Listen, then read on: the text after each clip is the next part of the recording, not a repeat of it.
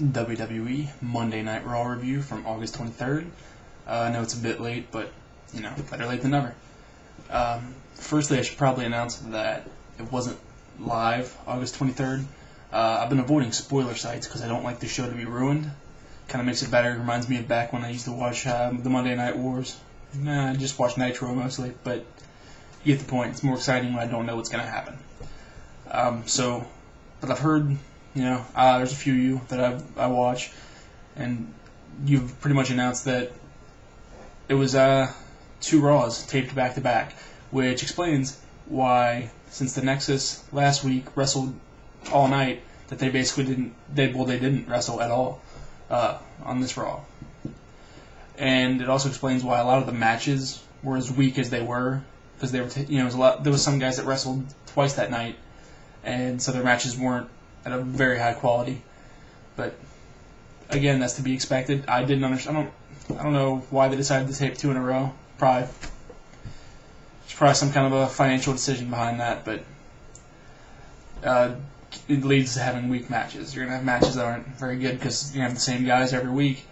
But I can see that they tried to shuffle up the roster a little bit since it was being 2 episodes taped that night. Okay, well, the show starts off with Sheamus, and he comes out there, and the general manager, the anonymous general manager, tells him that he will get to pick his own opponent for the WWE Championship at Night of Champions. He finally says he gets some respect, and they even bring him out a throne to sit on to watch all the matches. And he's supposed to look at all the people that wrestle that night and pick whoever he thinks is the most deserving, whether that's someone that won a match or someone that lost a match, doesn't really matter. It's someone that he decides is worthy for a title match. That's pretty cool. It's a new concept. It was a little bit over the top with giving him a throne to sit on, but entertaining nonetheless. Then we have Edge against R-Truth to start that out. Edge wins. It wasn't surprising. It wasn't really impressive. There's no way they were going to let R-Truth beat Edge without some kind of a rivalry and long-term build-up, and they don't have time for that. Then Chris Jericho beats the Great Khali. He does that because they're still using the knee injury, the supposed knee injury from the Nexus attack that kept Great Khali out of SummerSlam, which led to The Miz taking the spot and Daniel Bryan taking The Miz's spot, and I'll go more into that in detail later. And again, not a special match. Jericho won, did it quickly, to be expected. Then Melina wrestles Jillian. I don't know if this was officially supposed to be a Divas title match, but from the promo that Jillian cut, it sounded like it was a Divas title match. But it didn't matter because Melina squashed her with her Primal Scream and her finishing maneuver, which I don't remember the name, but she's done it forever. And then it was quick and worthless, and then it was just a build-up so that Layla and Michelle McCool could be up on the Titantron and say, hey, we're going to be at Monday Night Raw, the 900th episode, and we got a surprise for you. Which leads me to believe that they're going to have a women's champion versus Divas champion type of match at Night of Champions. But I can't promise that, but that's the way it looks. That's the only logical thing I can go to, because at SummerSlam, didn't they attack Melina? I believe they did. Then we have the Raw general manager lifting the ban on Nexus challenging for championships, which is long overdue. I was sitting there thinking that, actually, when I was watching the show, I was like, how long has it been? Didn't he say 3 months? How long has the Nexus been around? So, because I've been waiting for that, because Wade Barrett, I want to see him challenge for the championship.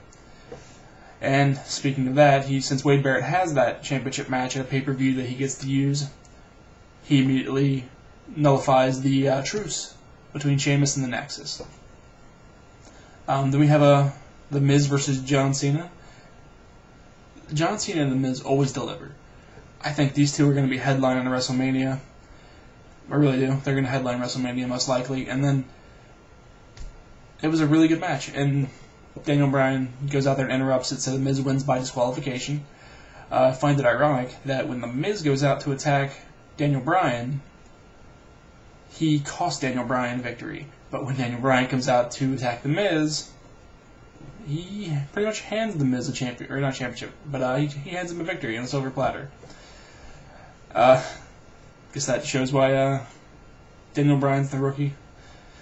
people aren't going to like me saying that. I'm actually a fan, but not much. We got Santino Marella and Vladimir Kozlov going against the Usos, Jimmy and Jay with Tamina. This was a filler match. Kozlov's the enforcer, he did all the damage, and Santino's the comedy act. This match didn't even need to happen. It was just there so that they could continue this push of this Santino-Tamina love storyline they're doing. And I'm not sure why they do it, but they always have Santino and a woman. They had him and Maria, him and Beth Phoenix, and remember the Glamorella thing? I don't know. He's pretty entertaining when they stick him with a woman. So let's see if they can repeat history, for a third time. Third time's a charm with Tamina. But if they do that, then they're slowly breaking up that group of the Usos and Tamina that they brought up. So the Usos might get moved to SmackDown. They might get put on Superstar duty. They might get the Best of Luck in Your Future Endeavor ticket. Pink slip. And then we have another match. We have Randy Orton against Ted DiBiase against John Morrison in a triple threat. Just hearing the crowd reaction, knowing that Sheamus and Orton have this feud they're trying to build, it was pretty obvious that Orton was going to win the match. But that didn't stop the match from being decent, and it also didn't really matter because they pretty much announced that it didn't matter who they were bickering back and forth, Jerry Lawler and Michael Cole. So they made it pretty clear that it didn't matter if the people won their matches or they lost. It was up to Sheamus. And Jerry Lawler said it best, hey, if he gets to pick, why wouldn't he pick people that had a weak showing? To up his odds of retaining, which is, I couldn't agree with more. And then we have Sheamus come out and say, you know what, I'm a fighting champion. I'll defend now. I'll give a title shot to someone who hasn't ever had a WWE title shot. And he picks Zack Ryder. The part that I dislike was on NXT recently. They had people yelling at, making fun of Zack Ryder and telling him best of luck in his future endeavors. And then he comes out tonight, and at least he comes out and says, oh, that was a big mistake, Sheamus. I'm going to take your title. And but then Sheamus hits him with that big kick, that big pump kick, and defeats him in like 7 seconds or something. So they've essentially squashed Zack Ryder. I don't see much they can do to fix him, short of sending him to SmackDown where the writers might like him. Better than the Raw writers do. It's unfortunate, too, because the announcers pretty much said this is a total joke. And I shouldn't say this is a joke. Everybody should have a chance. They should treat it like MMA in a sense that anyone's got a fighting chance, puncher's chance. Anybody can go out there and get lucky and win a championship, especially if they're given the opportunity. But they pretty much made it known to everyone that Zack Ryder had no shot, and they crushed him in 7 seconds, and that sucks, because when he was on ECW, when that was still around, he actually showed a lot of potential. So were people like Yoshitatsu and others, and now those guys are just getting nothing. It's unfortunate that they don't have a third show. I understand they have superstars, but it doesn't have its own roster. So it's pretty sad. And then, so Sheamus, the rest of the show I'm pretty proud of. Sheamus announcing, well, now that I've defended the WWE Championship, let's cite the rules and regulations, the WWE rulebook. I don't have to defend the title for 30 days.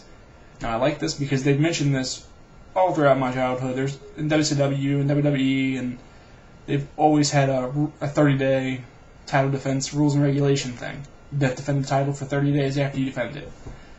So I like that they did that, which left only 2 options. That left either The Miz cashing in the Money in the Bank, which seemed very unlikely because he's an opportunist. He's going to cash it in when someone's hurt.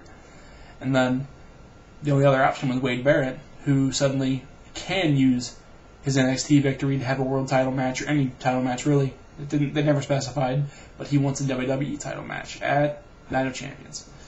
So they announced that, and I'm thinking, okay, that's good. Barrett's got to get his title shot out of the way because they promised it to him. But Sheamus versus Barrett isn't going to be a big draw. It wasn't going to bring in pay-per-view buys, and which explains why he has to defend the title against 5 guys: Barrett, Edge, Jericho, Orton, and Cena.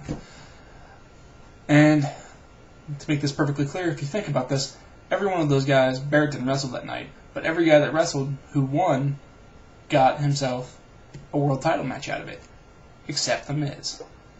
Cena lost that match by disqualification, and he got himself a WWE Championship match, and The Miz didn't. Now, this doesn't sit right with me. It's unfair. I know that, wrestling's not real, but, it doesn't make sense. I mean, it does make sense, but I don't like it. Every champion has to defend Night of Champions, so The Miz is the United States champion, which means he's going to have to defend, and I think he's going to have to go out at Night of Champions and do the job. He's going to have to give his U.S. title to Daniel Bryan and put on a show. And then Daniel Bryan, as U.S. champion, will be at a lower level so he can defend it against all the new and hungry Season 1 of NXT vets, like Darren Young and others, all the guys at the Nexus, and then, because they already consider The Miz to be a main eventer. So, they got to find a way for him to drop that title. And I'm going to be honest, I think he could lose to Daniel Bryan and not look that weak. But, at the same time, maybe there'll be some controversy. Maybe he'll lose the title controversially. And, but one way or another, Miz is going to have to drop the United States title, most likely to Daniel Bryan at Night of Champions. And he'll still have the Money in the Bank, and hell, he might cash it in that night. So, only time will tell. And that's going to do it. That's all my thoughts on Monday Night Raw. It was a pretty good Raw overall, considering that they taped 2 Raws in a row. It was pretty good. And sorry that it's late again, but I'm going to go ahead and do an NXT review. I didn't get around to watching that right away. I just watched it on Hulu today, Friday, and I'm going to watch it, or I'm going to post a review up for it. And you guys will see both these come up basically at the same time. So, see you guys in a second.